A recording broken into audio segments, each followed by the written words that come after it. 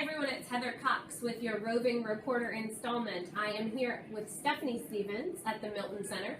Stephanee is the program specialist from the Instructional Technology Department and a very good friend of mine. And so today what Stephanee's going to do is talk to us a little bit about the personalized learning process. We tried to do this yesterday. We had a little technical difficulty, so we're doing it again today.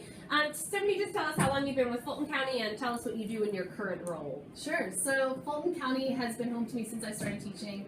Started my work at Autry Middle School, which is a launch school, teaching 8th grade Spanish. So those of you who think you can talk about me in another language, I know what you're saying. No. So yeah, I've been here for about a decade and stepped out of my school-based role about 2 years ago into the Instructional Tech Department. And I'm really enjoying my current role now, supporting schools and really trying to manage the vendors that we have on board to support personalized learning in the way that makes the most sense and gives the best level of support to the schools. So I sort of wave the flag of personalized learning everywhere I go. I really believe in it as a learner, as a teacher, and also as a mom, and I think that we're on the right track, and we're really starting to see the movement happen in schools.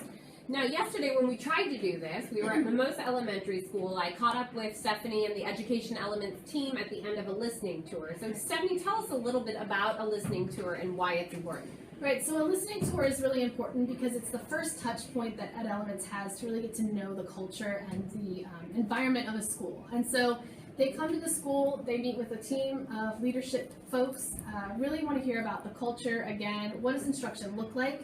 What are the things that they hold tight to as a school and are non-negotiables? And then what are those things that they'd like to see more of?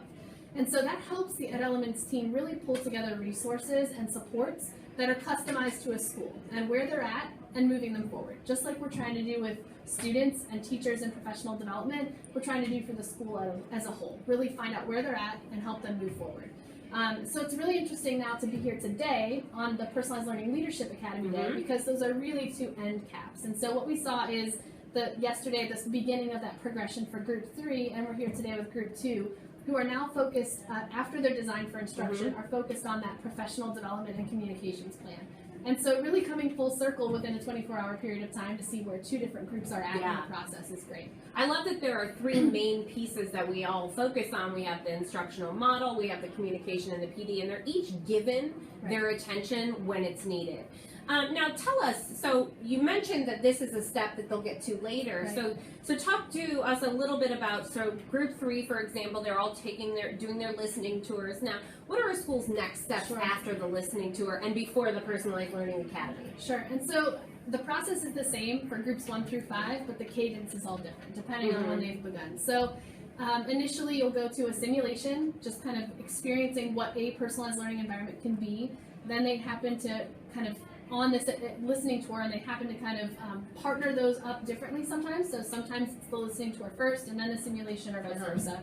And then you get into your initial design. So design 1.0 and 2.0 are really when you focus on that instructional model. And what are the things as a school that we want to address? What are the problems that we want to solve for with personalized learning? What are the things that no matter what we do, we can't affect a change with kids? And so that's what you focus on in the beginning, middle, and then the end, again, is this Personalized Learning Leadership Academy, where we focus on communications and PD.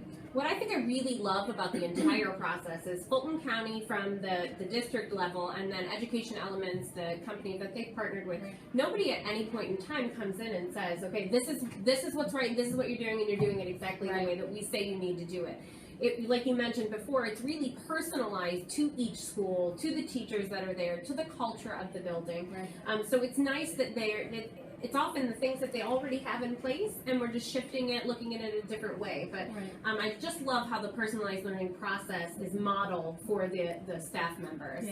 Now, there's a lot of things. People are talking about it all over the county. People are at different knowledge points. If we want to find information about personalized learning, specifically, not in Google land, but if we want to find information about personalized learning and how it relates directly to Fulton County, where are some places that we can find that information?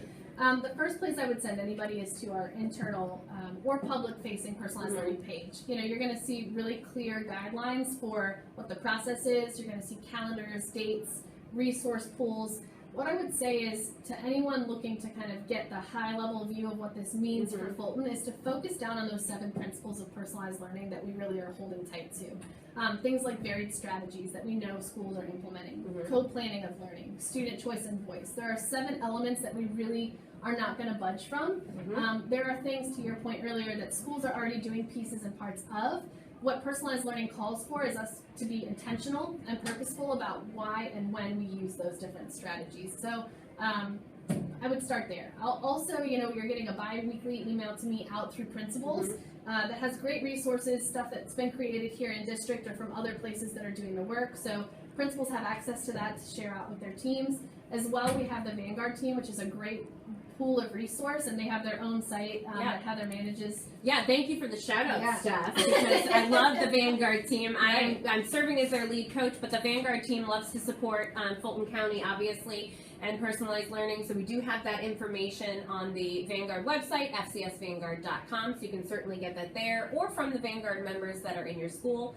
I just want to point out 2 of those words, again, that Stephanee said, intentional and purposeful. Those are really, really important things to keep in mind as we're going through this journey all together. Yep. I'd also like to call out, too, for folks who are kind of following the journey in the district or have artifacts they want to share out. On Twitter, we're big Twitter people, so obviously the Vanguard team has a live chat on Thursdays at 7:30, that FCS Vanguard hashtag. And then specifically for personalized learning, the hashtag is personalizedFCS. It's just a great place to see sort of the artifacts and the work that are happening elsewhere. Yeah, I mean, it's really exciting to see in such a large county and such a diverse county all the amazing things that are taking place every single day in our schools. Well, that's it for our 4th installment of Roving Reporter. Find out next week. Check back with us and see where we end up. But thank you for joining us. Again, I'm Heather Cox and with Stephanee Stevens, and thank you for watching.